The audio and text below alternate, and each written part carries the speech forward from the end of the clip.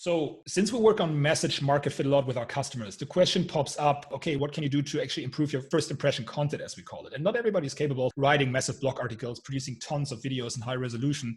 In fact, we only starting this content pieces now that we have figured everything out, right? And one thing we try to, raise people's interest and show that we're actually doing something useful was through case studies. So case studies are a great way to showcase to your audience that your claims and your promises to that audience are actually true. You can build case studies in multiple ways, right? It's also a very cheap thing to do in the beginning when you don't have much budget, okay? And we don't want to invest that many resources. So you can do a written case study that just, is a written interview or a phone call where you write down the situation, the complication, the transformation, and the new state of their customer. So you have always those 3 to 4 steps where you showcase the current situation, where you show the transformation that brings them to the desired situation. That's really those steps. You can do this in writing. You can do high resolution case studies, right? You see this a lot for larger corporates that bring the video team, they visit the customers on site, and they do everything high resolution. Like, you can do that. It's not my favorite personally, but you can do that.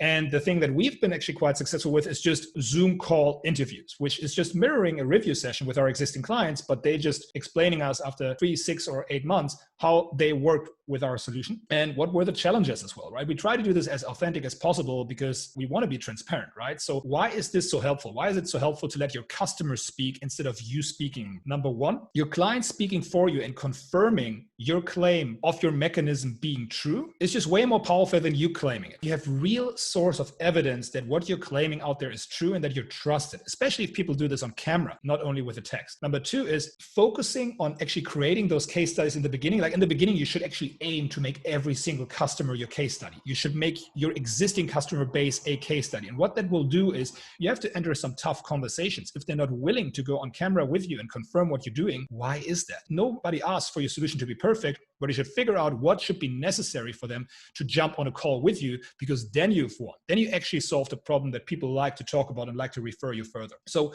focusing on becoming so good that your customer would talk about this on camera will actually improve your product and service development, right? So by having case studies top of mind with every single customer and asking yourself, why is this customer not a case study yet? Why is this customer not a case study yet?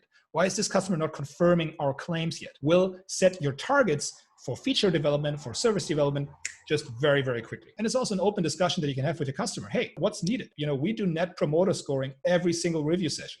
And if we don't get 7 out of 10 at least, we go into that and ask, why did you give us a 5? Why did you give us a 6?